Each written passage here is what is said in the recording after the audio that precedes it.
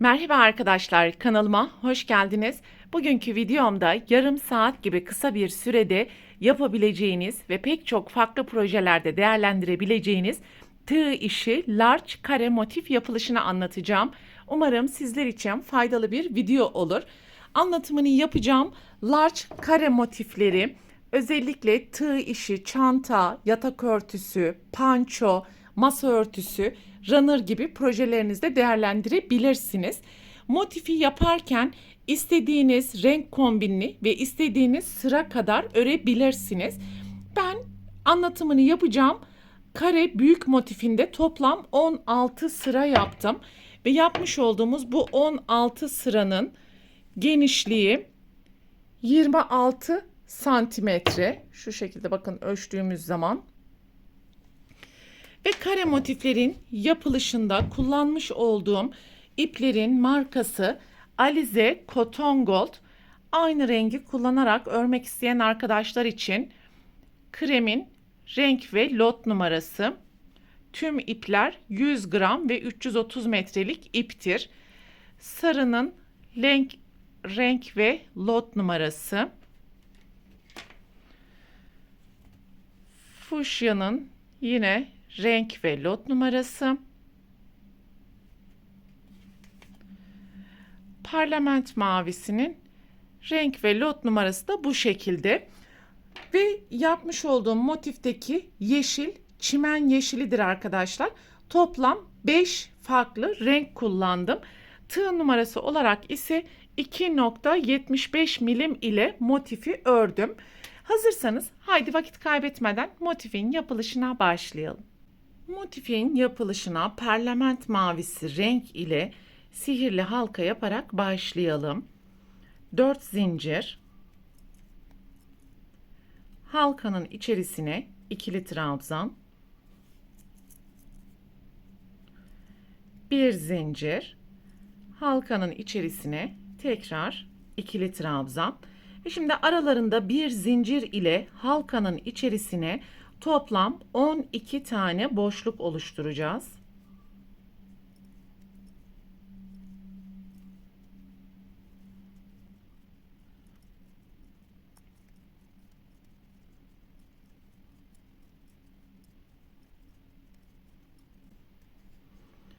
Ve şu anda 1, 2, 3, 4, 5, 6, 7, 8, 9, 10, 11 tane boşluk yaptım.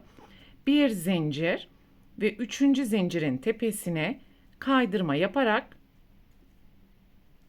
halkayı birleştireceğiz. Bir zincir yaparak ipi burada keselim ve ikinci renge geçiş yapalım.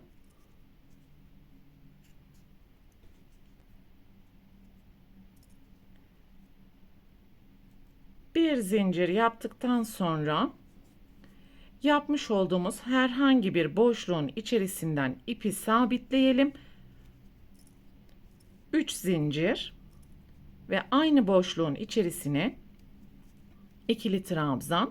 Şimdi alt sırada yapmış olduğumuz 12 boşluğun her birine yan yana 2 ikili trabzan yaparak sıra sonuna kadar devam edeceğiz ve trabzan grupları arasında zincir yapmayalım.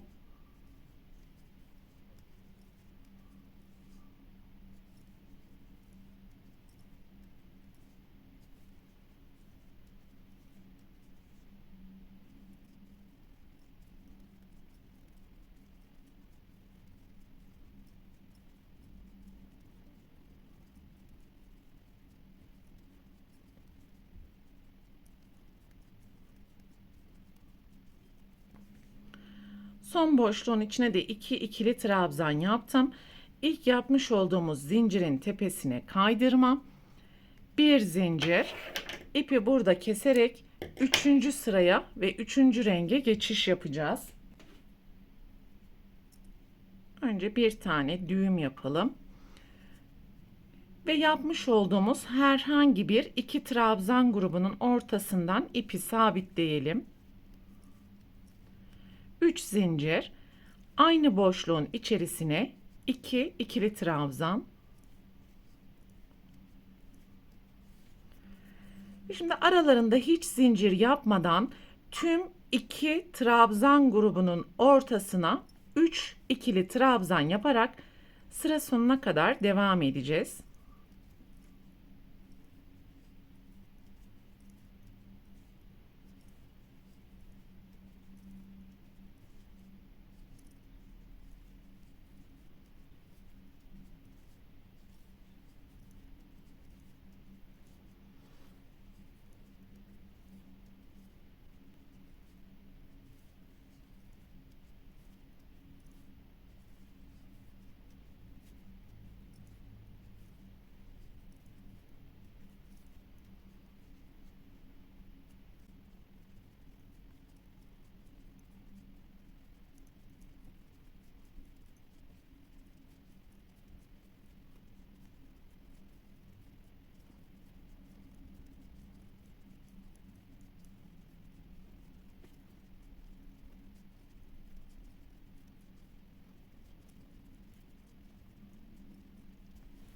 Son 3 ikili trabzandan sonra ilk yapmış olduğumuz zincirin tepesine kaydırma.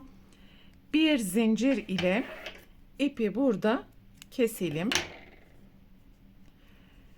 Ve 3 sıradan oluşan daireyi yaptıktan sonra 4. sırada bu daireyi kareye çevireceğiz ve kare olarak motifi yukarıya doğru yükseltmeye devam edeceğiz. Yine sarı renkli önce bir düğüm yapalım.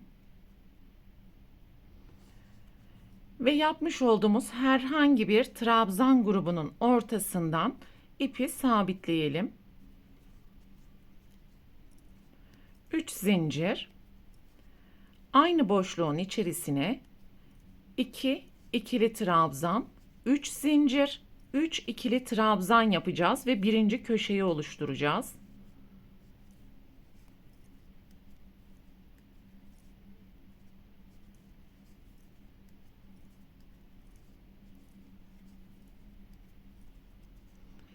Hiç zincir yapmadan sonraki iki grup ortasına 3 trabzan,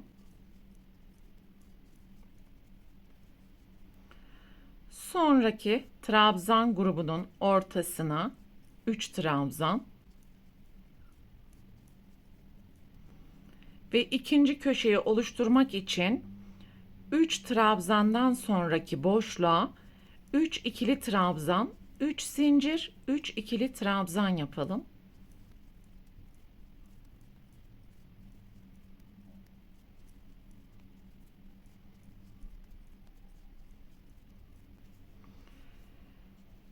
İki köşe arasında görmüş olduğunuz gibi 2 tane trabzan grubu oldu. Ve bu şekilde sıra sonuna kadar yapmaya devam edeceğiz. Her köşe arasında 2 grup oluşturalım. Hem köşe hem de gruplar arasında zincir yapmadan devam edelim.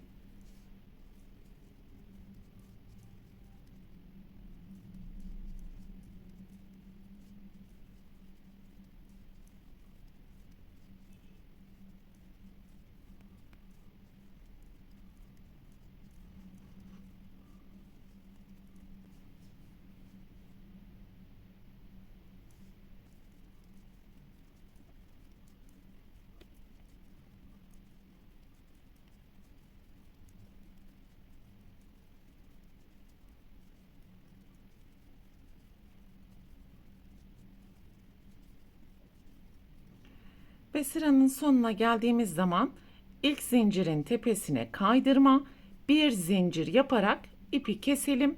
Sonraki renge geçiş yapalım.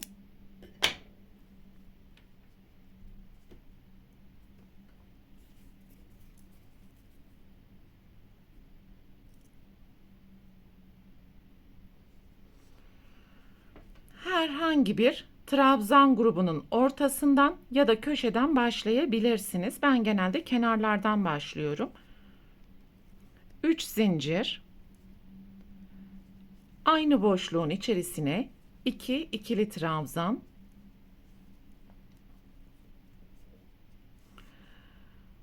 Sonraki boşluğa 3 ikili trabzan.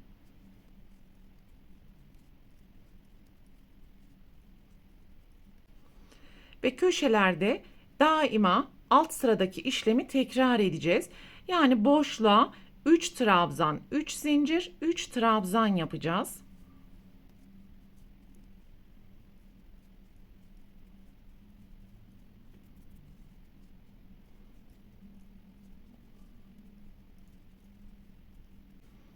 Şimdi diğer köşeye gelene kadar tüm trabzan gruplarının ortasına aralarında zincir yapmadan 3 ikili trabzan yapalım.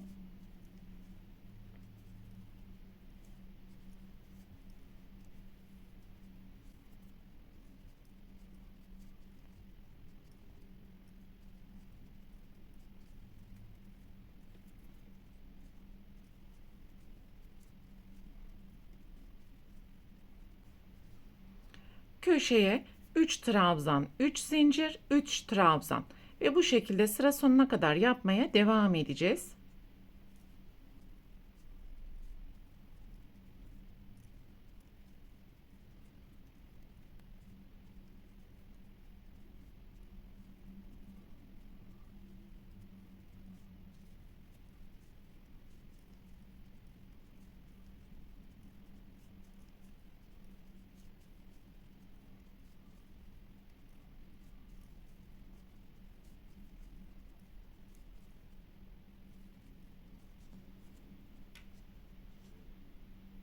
Ve sıranın sonuna geldiğimiz zaman son trabzan grubunu yaptıktan sonra ilk zincirin tepesine kaydırma, bir zincir yaparak ipi keseceğiz ve tekrar parlament mavisi renk ile devam edeceğim.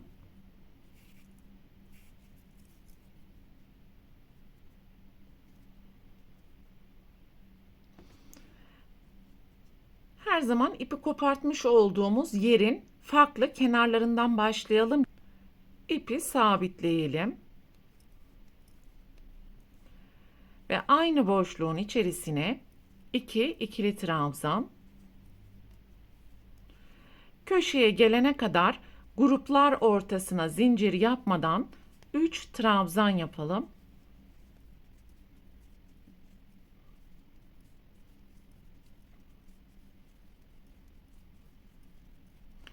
Köşelere alt sıradaki işlemi tekrar ederek 3 trabzan, 3 zincir, 3 trabzan yapalım.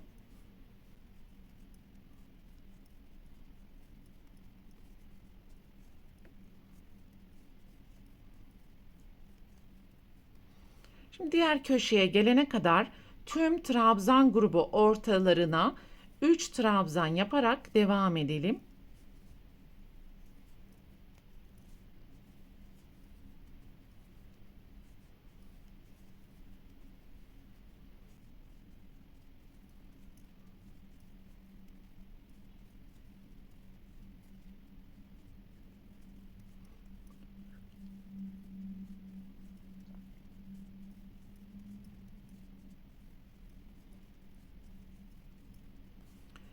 İkinci köşeye geldiğimiz zaman 3 trabzan, 3 zincir, 3 trabzan.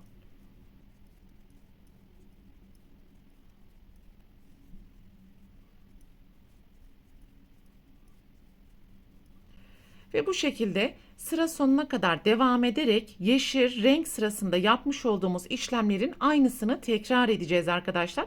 Sıranın sonuna geldiğimiz zaman son trabzan grubundan sonra burada ilk zincirin tepesine kaydırma yapacağız ve lacivert renk ile bir sıra daha öreceğiz. Şimdi sıranın sonuna kadar yapmaya devam edelim. Sıranın sonuna geldim arkadaşlar. Normalde herhangi bir renkten bir sıra yaptığımız zaman buradaki ilk zincirin tepesine kaydırma ve bir zincir yaparak ipi kesiyoruz. Bir sonraki renge geçiş yapıyorduk. Fakat herhangi bir renkten 2 sıra yaptığımız zaman şimdi göstereceğim işlemi yapacağız. İlk zincirin tepesinden başlayarak alt sıradaki trabzanların tepesine boşluğa gelene kadar kaydırma yapacağız.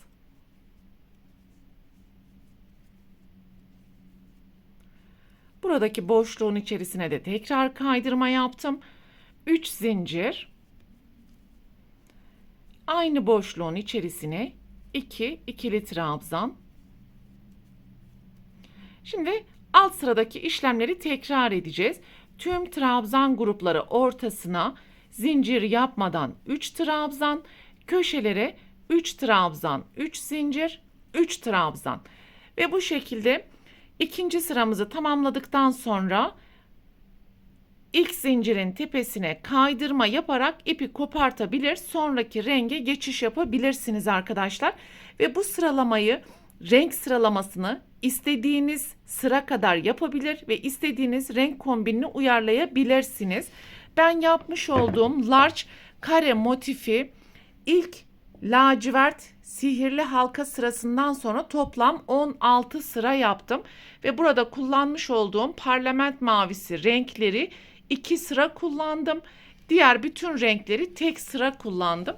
Aynı rengi kullanarak örmek isteyen arkadaşlar şu şekilde ekran görüntüsü de alabilirler.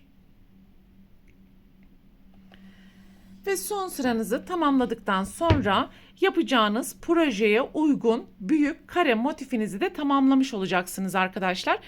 Bu videoda anlatacaklarım bunlardan ibaretti. Sonraki eğitim videosunda görüşene dek lütfen kanalıma abone olarak videomu beğenmeyi unutmayın. Hoşça kalın.